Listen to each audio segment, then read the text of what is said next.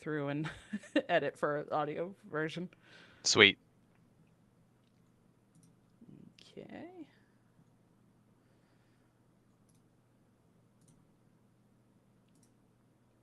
Make sure it kicks up here that we're actually live. Oh, good. I see us. Yep, Perfect. looks like it. Yay. All right. Okay. Are you ready? Absolutely. Let's do it. Yay. All right. Welcome to episode 16 of the TCCG Roundtable. We're your hosts, dragonrider and RonMexico. Hello. Hey, Dragon Rider. Glad to be here today. Excited to be joining this fabulous show you have going on. Yes, I'm excited to have you as well. For anybody that has been kind of keeping up, or maybe if this is your first time tuning in, Itachi did have to step away from the show between work and family and events and all sorts of stuff that he had going on. It was just a little bit too much to try to also do this show every week. So, we wish him the best, absolutely, and we'll definitely keep everybody updated with his, card game tournaments and all of that he's still doing. But I am very excited to have Ron joining the cast here, and we'll be doing this every week. We'll still be aiming to get some guests every once in a while, but for now, for this like first episode, we're like, all right, let's just let's just dive in and see what we can do. And you've been a guest on the show before as well, so if anybody is maybe unfamiliar with you, you have been on before. So I This is am very true. excited. I had a great time the last time I was here. You guys did a little interview for me, which you do basically for every guest you've had. And in light of that, I was thinking, you know what? You've heard Don, give all these interviews and participate in asking all these guests, but I'm not sure if you guys have had a chance to hear us do an interview of Dragon Rider herself. So, what better time than now to just dive right in? Dragon Rider, are you ready for your own mini interview? I am. Let's do All it. right. Sweet. So let's dive in. First off, tell us about your history with card games. What got you into cards? Oh my goodness. Well, I think what initially got me into cards was my parents owned a like game shop. They owned a Magic the Gathering and game store when I was a kid, and I don't remember exactly. I just remember like I was around 8, 9 years old, and they needed some people for Friday Night Magic. Now, at this point, this is kind of going way back. So they had DCI numbers and that whole thing. That's like that's like a relic now, I think. But for it to actually be DCI sanctioned and for people to earn points, you had to have at least 8 people in a tournament for it to count for that. And they often only ended up having like 7 people. So here I am, little 8-year-old Dawn, and I'm like, all right, like give me a number, and got me a DCI number, and I joined in and played, and so that, and I think around somewhere around that same time, I also kind of got into the Pokemon card game, which again dating myself kind of here, but that was the first gen, like the original Pokemon card game. And my mom would take us over to the Toys R Us. Gosh, does Toys R Us even exist anymore either? Wow, Ooh, I feel like this I is think they might be. That's okay. I'm right in the same boat with you. I'm I am like, curious too. Did 8-year-old Don clean up oh in that gosh. tournament? Did you wreck everybody in your first foray into Magic? Um, Were you an immediate prodigy, or did that come a little later? I don't think it was the first one, definitely. But I do remember. Here's a little funny backstory. There was this customer that was at my parents' shop, frequently. He was a frequent customer. But he was kind of an ass to people. Okay, like he was one of those people that like every time he won, he would like really gloat about it and kind of rub it in people's faces and stuff. Like No way. A Um, sore winner in Magic the Gathering? Surely you jest. yeah. And I think it was a little worse when he lost, but there was one time that I played against him and I did win. Yeah. Little, 8, 10 year old Nice. me, whatever, beat him. And at that point, I guess, would be kind of similar to like the MMR difference, but this would be maybe like, a bronze or silver player beating somebody in like top 1000 legend in Hearthstone. Hmm. And like if you're at that top 1000 legend and you lose to somebody in like silver, you'd lose a bunch of rank, a Yeah. bunch of MMR. So that was the kind of comparison with that DCI. And so he was not very happy with that because I had pretty low like DCI number and beat him. So, I gained a whole bunch and he lost a whole bunch. And I was a kid, right? So I'm like, well, he does it to people, so I'm gonna do it to him. So I kind of, gloated and like rubbed his face that I beat him, and That's that amazing. was, you know, my parents had to like take me to the back of the store and be like, okay, like, you can't do that to like he's a customer, but at the same time they were like, thumbs up, like, good job though, because Yeah. like he's such a Also, jerk to people. yeah, I bet he had it coming. He had it coming. Yeah, so they're like, you can't do that, but good job. We can't do that. So yeah, I do remember that. Don't know if I ever like really won any tournaments. I think at that point I was also very much like I just played the cards that had like the cool pictures, and I was Honestly, that's still a good strategy. really is. Even now. Yeah, It's getting hard though because man, some of these card games have just such amazing art, like it's fantastic. true. So yeah, that kind of got me into the card games, at the start of things.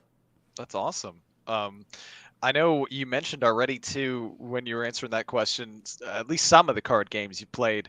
I bet there's a lot. Do you even have a total count of like how many card games you've played? I would say what card games have you played, but you might answer most, or if not all. Uh, uh, Maybe instead of what card games have you played, since there's so many. What are the favorite card games that you've played? Okay, yeah. I mean, at this point, like, there's also a ton of card games that like I've dabbled in or tried, and Hmm. that they just, for one reason or another, didn't like stick with them. So I mean, I've probably tried at least 20 or 30 card games, I would say. Yeah, it's been quite a lot. The favorites though, I mean, absolutely I would have to say Hearthstone. I've been playing that consistently for, a little over 9 years now. So definitely, since beta, when that launched in 2014. So stuck with it that whole time. Um, you know, I would also say Magic. I kind of faded away from Magic. I guess kind of dabbled in it a little bit here and there in the last handful of years, but um, that probably has to just be a favorite, just because it was like such an important part of like my childhood and kind of becoming who I am now. So in that aspect, that would probably be like a runner up. Nice. But yeah, there's been a ton of different card games that I've played, and yeah, I mean, I've probably forgotten more card games than I can even think of at this point. But Solid flex, honestly. yeah, I I like mean, it. I just one thing like with at least trying all the different card games, I love how many card games there are, but like how card games still find ways to innovate and try new things because that always amazes me. I'm like, there are so many card games, yet every new card game, whether it's digital or physical, they always have, some little like, okay, we're gonna, instead of a mana system, we're gonna go this route, or instead of just having one board space, you're going to have lanes. And it's just amazing to me how card games can come up with these different concepts. Well, it's a great point. It's part of the beauty of card games, I think. Just everyone puts their own little individual, like unique spin on what is the draw to their game. And sometimes it's super successful. Sometimes it doesn't go so well, but companies keep trying and come up with new ones, and every now and then you get a big hit, like Marvel Snap as an example recently. That was a pretty new, like, innovative thing, and it's taken off huge. Yeah, absolutely. Um, let's see. I know a lot of the audience, of course, already knows a good deal of what you do involving cards, but just as a general, like, platform again for the sake of our interview and for anyone who hasn't heard, tell me a little bit about what you do involving cards and card games. Uh, well, I mean, I kind of like to say that it almost feels like the list of what I don't do is getting shorter at this point than what I do. True. So I stream, I do YouTube videos, I do a couple of podcasts, including this one. Uh, I compete in tournaments, I have run tournaments, I cast, um, I I run Amberfly Gaming, so I guess that's that's an important thing as well. So a lot of like planning, different stuff goes into that, and I try as much as I can to kind of at least like dabble or watch or kind of follow as many card games as I can and different people across those card games. So that's a huge like time investment and stuff as well. Just trying to keep up with everything. Absolutely is. Yeah, you got a So lot on your plate. yeah, That's it's like a do-it-all kind of list, which is pretty cool. It's pretty intensive. yeah, yeah. It can be, and sometimes it's amazing, and then sometimes I'm like, why do I do this to myself? It's way too many things. Um, personally, I'm a huge fan of your casting, which you've gotten to do on an official Blizzard event, which was just like it blew me away. It was so amazing. Are there any specific like accomplishments that you're really proud of, or proficiencies that you want to talk about? Um, yeah, I think specifically like you mentioned the casting. That was something that like years ago, so I got into Hearthstone and then kind of over time I was like, I think I can be good at this, and I'd never really pushed to be super competitive in any card games before. I kind of more focused on just playing and like having fun and maybe kind of competing, but not really caring about being at that higher level. And the more I watched like tournaments of Hearthstone specifically, and the more that I played, the more I did that, it kind of got to the point of I would be watching and I would say like out loud a lot of the same things that the casters were saying. And I'm like, oh, I just said that. I'm like, I could do this, like I Nice. was like, I think I could do that. And it kind of sparked that interest in finding out more about casting and trying it. And uh, it's kind of been an amazing journey. I feel like starting with more like content, doing podcasting, and uh, years ago, I actually was part of a little all women Hearthstone podcast, and we had Necra, Rosemary. Some of you may know. She does casting for multiple games now. I mean, she has just over the last several years like blown up, and it's been amazing to see her journey. But one of my kind of big like break-ins with casting was casting Hearthstone with her for a Supergirl Gamer Pro Hearthstone thing that was like 9 weeks long. And so I got to learn a lot from her. And then, kind of after that, she started moving away from Hearthstone, moving more into Pokemon, Overwatch.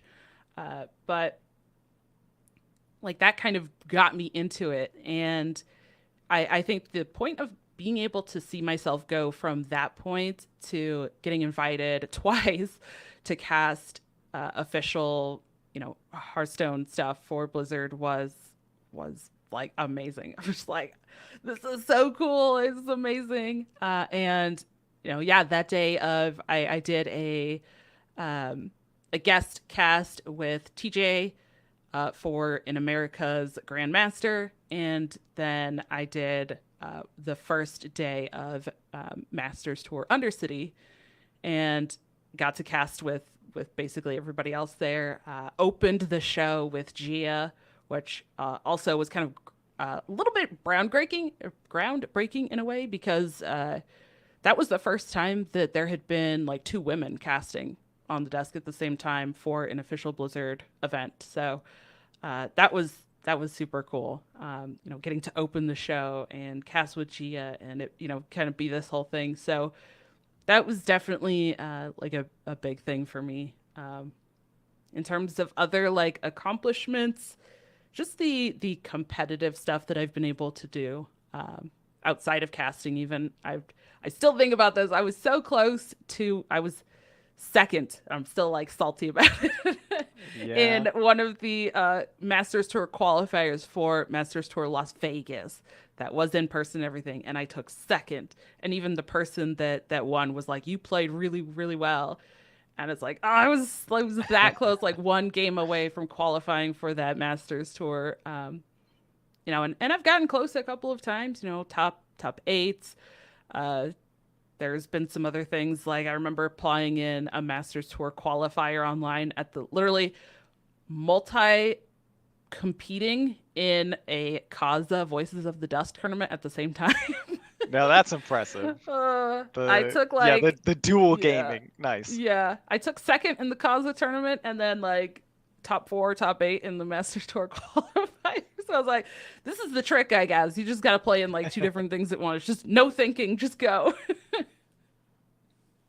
That's an extensive list though. I'm really impressed too. That and that's such a cool thing to get to say that like you were part of this groundbreaking moment in Hearthstone's history. And not only were you like the opener on the first dual female cast in Hearthstone's competitive history, but you got to do that with Gia. And Gia, I mean, she's not even going to be casting anymore. That's like a once in a lifetime moment type thing. So that is so cool. It just blows me away. Yeah.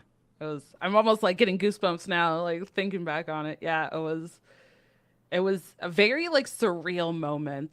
And then after my first cast, right, the casters switch off. And so then, when I kind of finished that and I took my first little break, of course, getting on like Twitter and stuff and just seeing the like outpouring of support and people excited to see me on the cast was just it was really really cool and it was really surreal.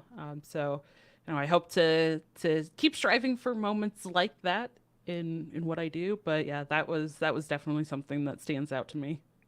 Absolutely. Um, with that, one final question for you, a mini surprise question, Itachi style, if you will, like we did in some previous ones. Before we dive into the news, I wanted to ask you about the current goal that you have for yourself on your stream. I know you've had a command for 20K wins. You've got a giveaway planned when you hit that 20K. I just wanted to talk to you a little bit about this is back to Hearthstone, of course. What does 20K wins mean to you? Ooh, that's a good question. Um, so yeah, I don't.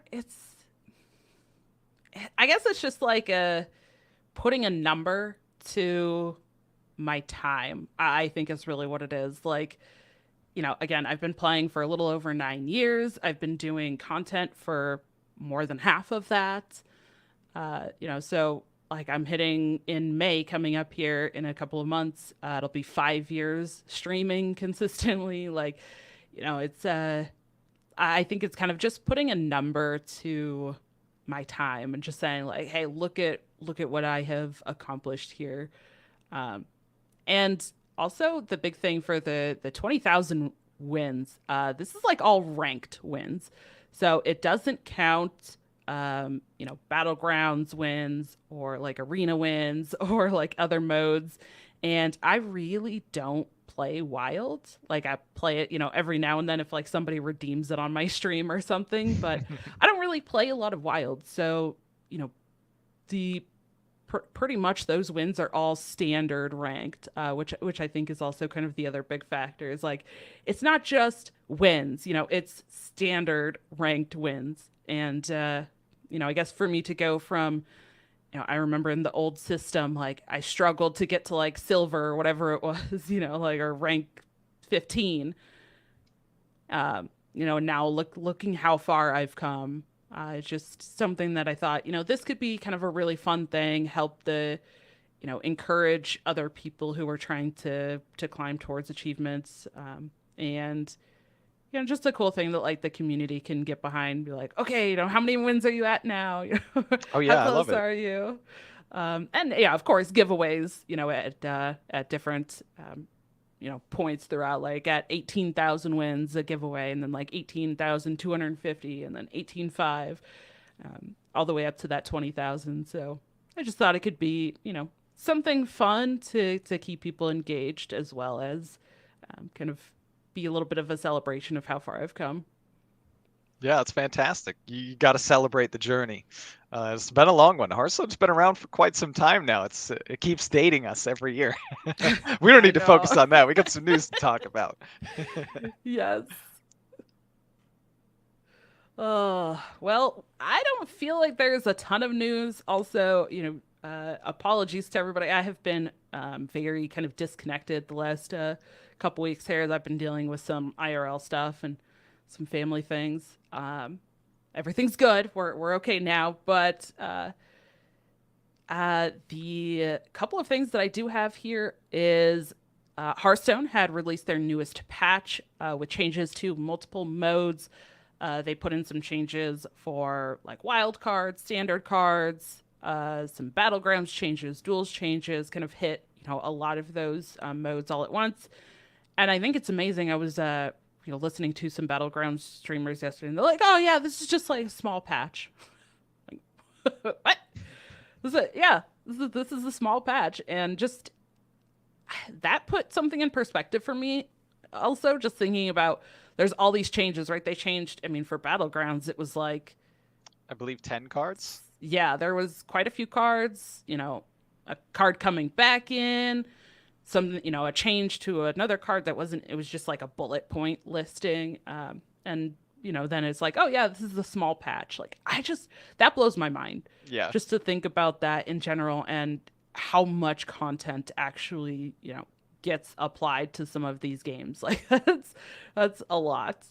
Um, Yeah, and I have to confess, I barely pay attention to duels, but there's like a good chunk of duels changes that happened in that patch too.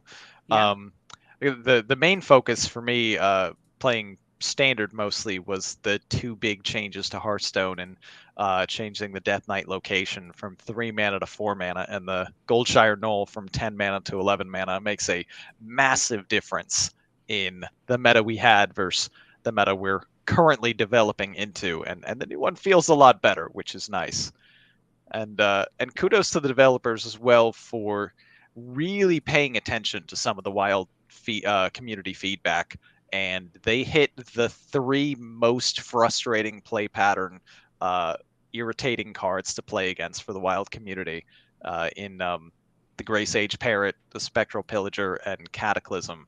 That was really kind of warping the format a lot. So it'll be exciting to see if that gets to be, a more tolerable mode for the wild community who enjoys playing it so much. yeah, yeah. It's just, I mean, yeah, multiple changes, and yeah, I still couldn't believe when they're like, oh, it's a small patch. Yeah, Like BG's what? players just, oh yeah, that's it, just 10. Yeah. uh, okay. Yeah. And that kind of brings, into the discussions that we've had before of that kind of digital versus physical aspect too. Like, it's just amazing how much the digital cards can do and change, and it's I don't know, it's just I'm just like, wow, this amazing. But Eight-year-old Don never would have believed it. no. The multiple changes to existing cards. It's like someone going around at a tournament with like a Sharpie, right? Just like each card. Let me look at this one. Okay, no. We gotta adjust this. Like it Oh, absolutely. It's such a different world with digital card games. yes. Oh, it really is. Um, then next up we have, speaking of another game, is Marvel Snap. The next season, Days of Future Past, is coming up very soon. They are, of course, bringing in new things as always with these seasons. They are introducing Apex Mutant Hunter, Nimrod, new cards, variants, and more. As always, I mentioned that in the last season. It just seems like they're adding so much every season. Um, again, I don't know how these games are doing this because that's just it's so much content like every time. Yeah. I believe they're on season 10 now too, or season 10's about to start Yeah, for Marvel Snap. yeah, yeah. So I think that's what they're calling Days of Future Past. The current one is Into the Quantum Realm, which of course was corresponding to the Ant-Man movie that released this month, and then Days of Future Past coming up here. There also is, I don't think that I don't think I had time to type it into the notes. A couple of different card games are releasing some like expansions, new cards. We have Flesh and Blood's new expansion coming out March 24th. So that's in a couple of weeks towards the end of this month. That is coming, and they are doing the 17th through 20th is like pre release events before that launches. And then also, we have new stuff coming as well for. I am. I just lost my page. Oh no. I'm so sorry. For. Nope. It's gone. Wow. Uh, New stuff coming for one or multiple games, I'm sure. Uh, Yes. it Why can't happens sometimes. The page just what's like pieces out. It's like, brain? no, you don't need I this yeah. information. Uh yep, and then my brain was like, "No, you don't want to remember that." Infinity Wars Classic. There it is. Hey, nice. Yes, from Lightmare Studios.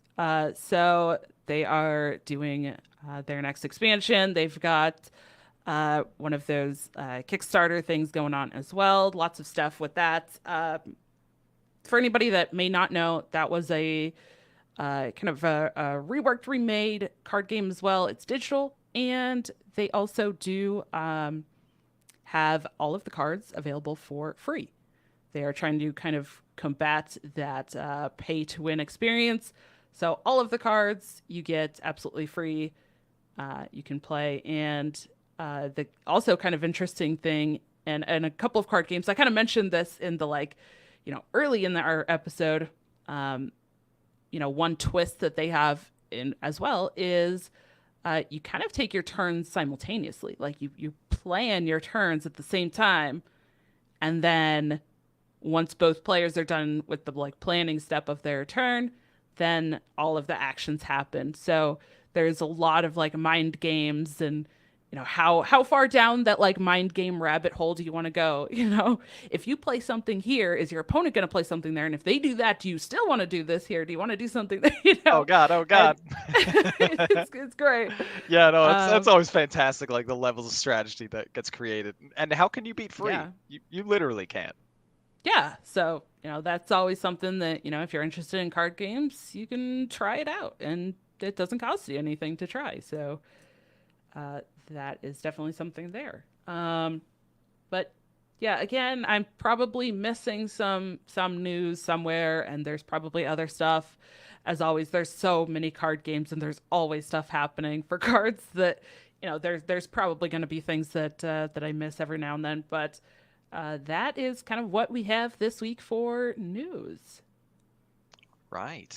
And when we move to look at competitive and organized play that we've seen in the card game sphere lately, we're going to start by talking about Pokemon VGC Knoxville Regionals for this past weekend.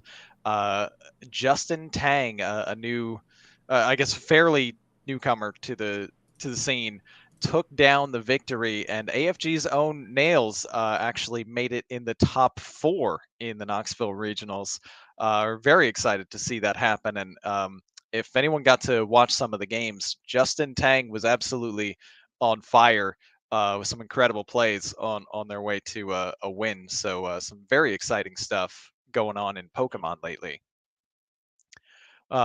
We also have Battle Spirits Saga has announced launch events March 24th through March 26th in Las Vegas, London, Melbourne, Australia, and a to be determined location in Latin America with $350,000 in prize pools and an on-site pickup for product with more details still to come. There will of course be links to the things we're talking about in the show later here that you can find. Um, and lastly, for competitive and organized play, we have SCG Con Charlotte this weekend, March 3rd through the 5th. So starting, that's right, today's March 3rd. It's starting now. You gotta dive in quick if you want to take part in it. It's Magic the Gathering, Flesh and Blood, and Soul Forge Fusion Learn to Play events going on in Charlotte right now. Yes. And, you know, we were talking about this like right before we started recording, and I was like, what what is this?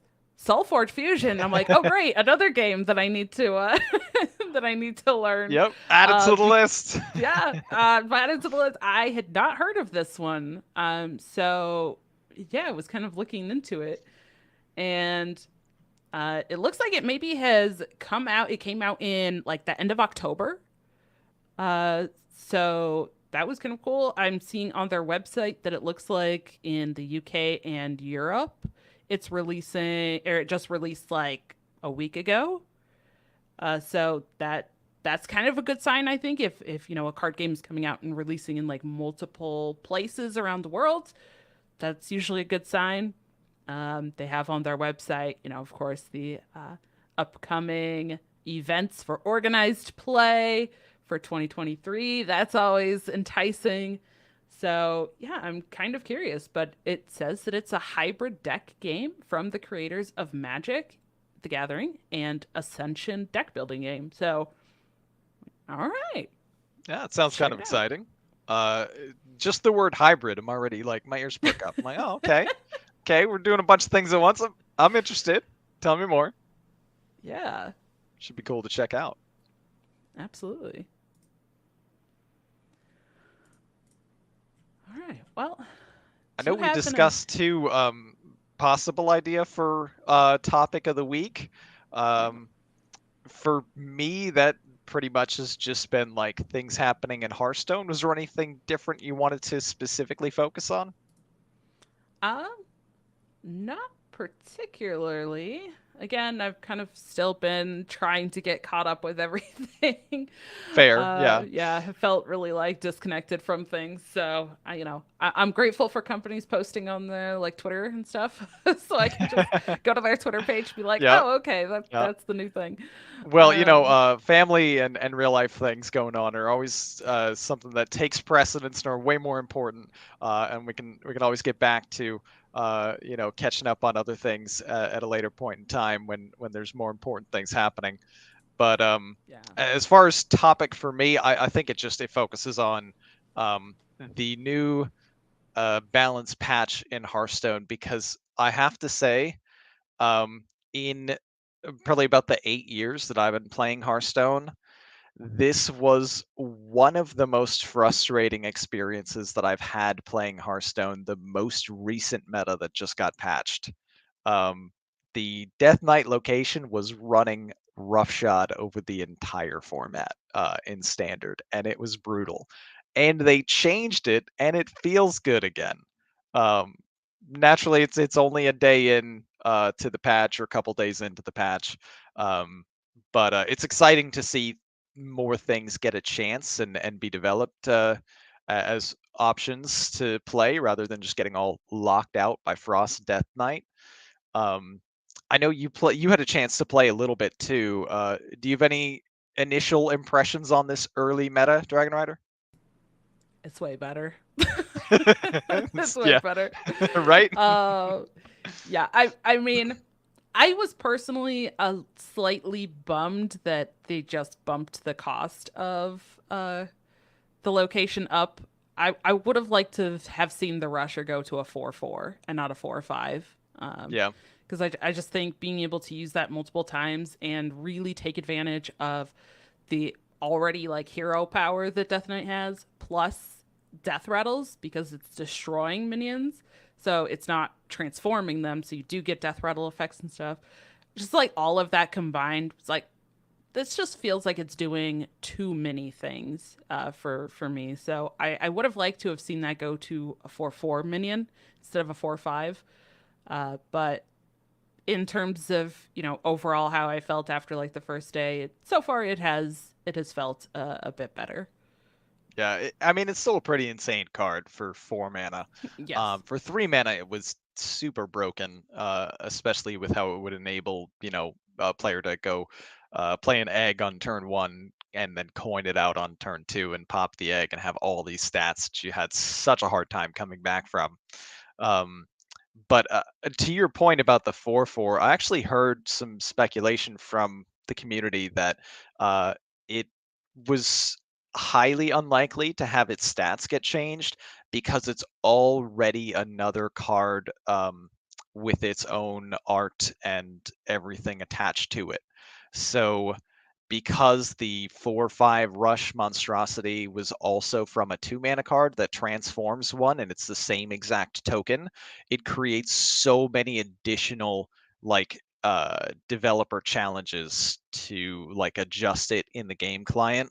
Um, because they're using the same art and the same stats and everything, so if you changed one from the location, it would also affect the other card, or then you'd have to separate them out or use new art or a different token. It opens this whole giant can of worms, so it does kind of make sense to me that they weren't able to touch the stats, even though I think in an ideal world, they likely would have. That seems like at least part of why they probably weren't doing anything other than mana cost. Yeah. No, it absolutely makes sense. I just, again, like personally, I'm like, it still just Right. feels too good. Like, Yeah. the other card, I mean, whatever, like nobody uses it, so who cares? It's not I even a mean, thing. Mind Warlock players are upset because Null got more expensive for them, and that's annoying. It creates some problems with some of their gameplay patterns when that was an important piece of removal, like in the early to mid game, um, and it completely, gets rid of all of the most brutal shaman high rolls, which did get to be pretty problematic as an outlier prior to um, the Death Knight location kind of taking over. I felt like shaman took a back seat for a little while in that Death Knight meta, so Null wasn't that problematic. But with the excuse me, with the nerf to the location, there at least it opened the door for shaman to get really broken and everywhere again with evolve effects. So I think it was a smart move to adjust the null to 11 so it can't evolve into 10 drops and go crazy on turn 3 or something. Yes, yeah, absolutely. And it's kind of interesting too. I spent a lot of time yesterday playing some warlock, like kind of the big like undead, warlock deck, and that runs null as well. I'm not sure how it really impacted Mindlock, but my experience playing that was honestly null didn't really feel much different in that deck. I still felt like I was playing it for 3 mana a lot of times. Having coin made a difference there for sure. But I still felt like I actually was getting to play null on turn 3 or 4 still fairly often. So it didn't really feel like the null nerf hit that deck. Definitely shaman because you're trying to like really take advantage of it. But um, for especially if you're just trading in and killing the null off, you're like, who really cares? Like, it didn't really Yeah. feel like it impacted as much. So I was kind of glad for that. I think if the null kind of stays like that, I think that's a really good spot for it to be, where it can still kind of be included in some of those decks that have, the large hand size and kind of played out that way. But it's not getting abused like it was in Shaman. Absolutely. Now, how do you feel about the parrot change? I didn't really play Wild, but there were a few times when I would venture into Wild, sometimes just to like complete a quest or something that was otherwise hard to complete. And I ran into the incredibly toxic mage deck that ran the quest and set up, infinite turns with Parrot, and it was absurd and it was irritating to play against. And I'm pretty glad that they changed Parrot because effectively it does nothing different for standard. Like this is a standard card, standard legal card, the Gray Sage Parrot that people can put in their decks if they want to right now. And the deck that runs Parrot in Mage and Standard would never dream of trying to recast a spell that costs 5, or even 6 most of the time. They want to recast spells that cost 9 or 10, or at worst 8 with a Parrot.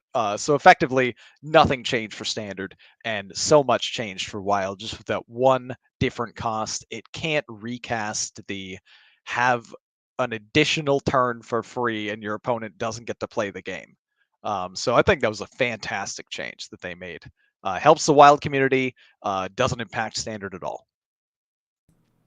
Yeah. Yeah, there was I heard some people were talking about if it would impact the spells that you would get drawn off of Belinda and changing them to 5. And it was like, "Oh, but then they're 5." But you play them for 5, but they still count as like the 9 and 10 cost Yeah. spells. So then the parrot still recasts those.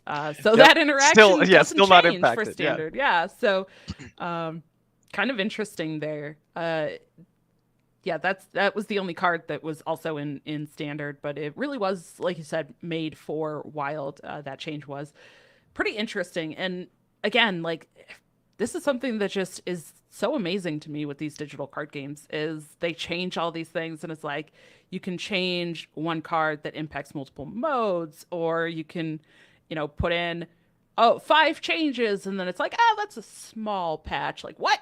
What Yeah. do you mean it's a small patch? Adjust a Uh, number, kill a card completely. yeah, 5 and becomes a 6, 3 becomes a 4, anything like that. yeah, and I think we've kind of talked about it before in some of our other episodes, but kind of that discussion of just how, like, social media, how internet and everything as well, like, we have this instant access to information as well. So in these digital games, right, you have this change, and then immediately right after the patch, you can go online, you can see streamers playing different decks. You can see what those people are talking about with the changes. You can see all of that just like instantly after these changes, which, it kind of feels like, I think in physical games there's a little bit of more of a slowdown with some of that information getting to people. Um, because people have to actually spend the time physically like playing it, and it's a bit harder to play those cards once they get the new, the changes or new cards, and then put that up online. Whereas the digital cards, I mean, it's instant. So it's kind of fascinating to me, like watching this too, where already it's like, a day later, and it's like, oh yeah, there was a patch. Oh yeah, that happened. Like, because, already in the one day, it already has felt like more time has passed because everything's so instant. Yeah, that's a good point.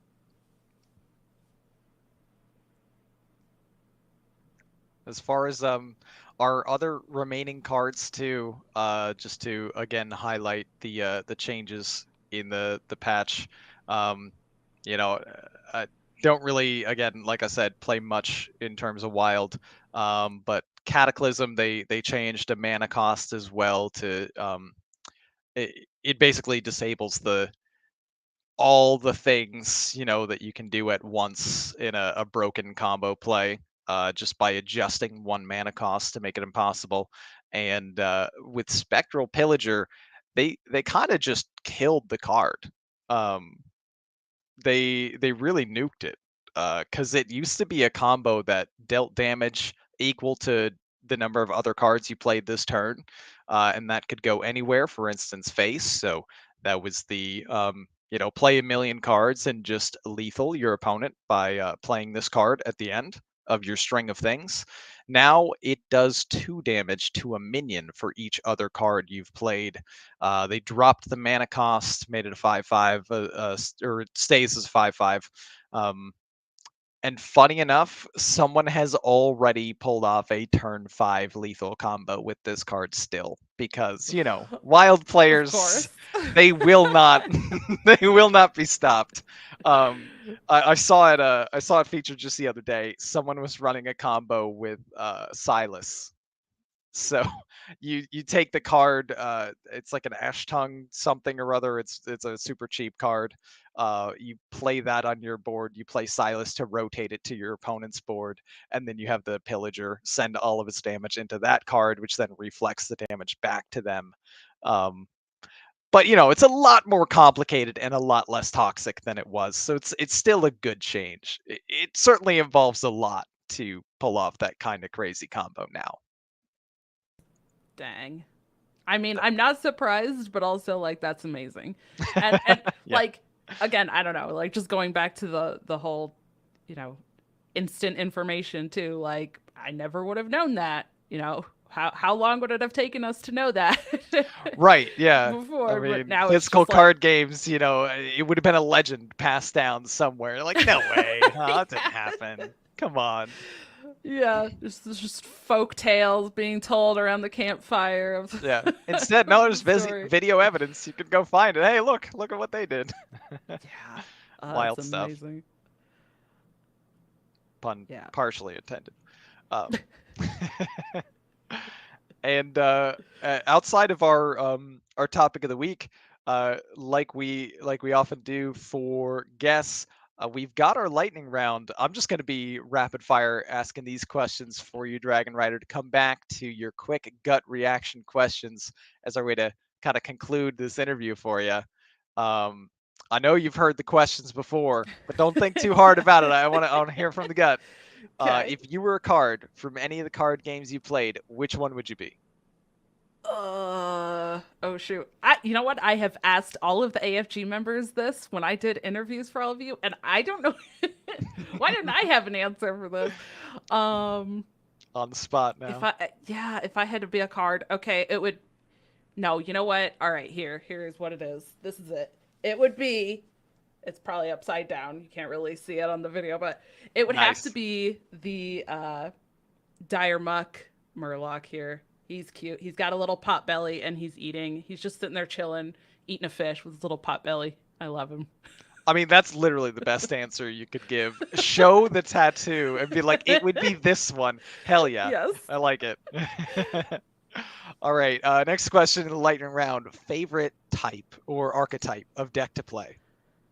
Uh Usually like aggro or mid-range style decks. Not really much of a control player. I will play those and like combo decks and stuff. But I usually prefer the aggressive decks. Sweet. What's one goal you have for yourself in the card game sphere? Just one. Uh I know you got a million, I but God, just I one. know. Top current goal, maybe. Yes. Go crazy. Um wow. Okay, I will say I want to I, I want to say win a tournament, but now it's like, well, what tournaments? I guess like you know what? I would like to top placement at an in-person tournament. I think is kind of what I would like to aim for. Oh, I like that.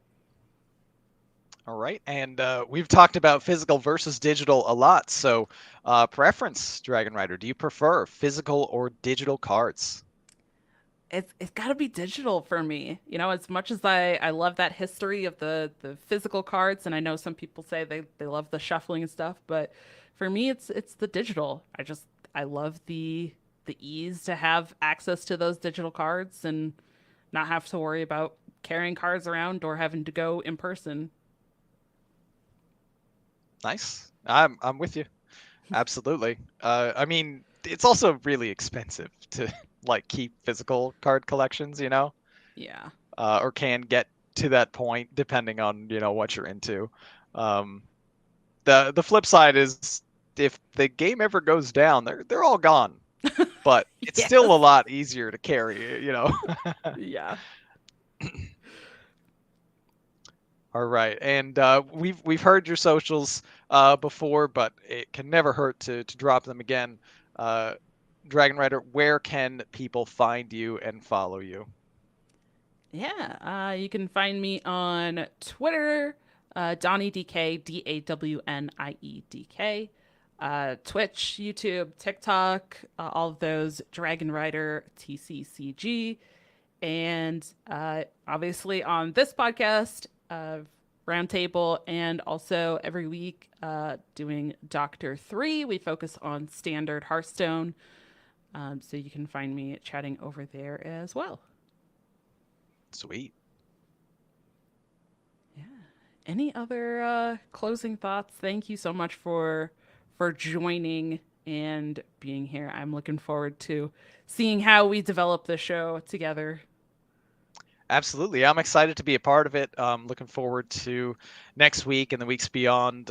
There's always new, exciting, fun stuff to talk about. I know I lean more Hearthstone, but I will try to broaden some horizons, over the course of my time on the show. And I'm looking forward to diving into some other card games and learning more. Yeah. Yeah, I love that. Actually, we could like take that approach, just as like a for Doctor 3, and we kind of have the three hosts are kind of different roles. Like I'm considered the like pro on the team, and we have someone who's like, good. They're not maybe quite at that level, and then we have someone who's kind of learning and growing. We could kind of take that approach here too, like learn about more card games and learn more as we go. I like that. Absolutely. I'll take notes from the pro. Let's I'm ready to go. learn. Well, I don't know if that's me on this show. I don't know. But, thank you, Ron. And thank you to everyone who checked out this episode this week as well. If you or someone you know would be interested in joining us for a week on the show, please reach out to us. You can email us at tccg roundtable at protonmail.com. You can follow us on Twitter at TCCG Roundtable. We have a top pinned tweet there that you can use to join in our Discord and chat with us in there about different games. You can also listen to the audio version, of course, everywhere. But we also do have a video version that you can check out, which is on my personal channel, YouTube, Dragon Rider TCCG. So you can check that out. And we also are affiliated with Inked Gaming. So you can use our link there to help directly support us. You can get all sorts of cool like dice bags, play mats, all that kind of stuff. And they have some really, really cool stuff over there. So would love if you could, help support us and get some cool stuff at the same time. And you can find us individually. I already plugged all of my stuff, but where can people find you, Ron? So I don't have quite a wider presence yet. Just Twitch and YouTube and Twitter at the moment before I dive into some other things. So Twitch, RonMexico HS. YouTube, also the same handle, RonMexico HS. And on Twitter, I am at Ron_HS. Perfect. Well, thank you again for everyone for joining us this week, and we will see you at the roundtable. Take care, everyone.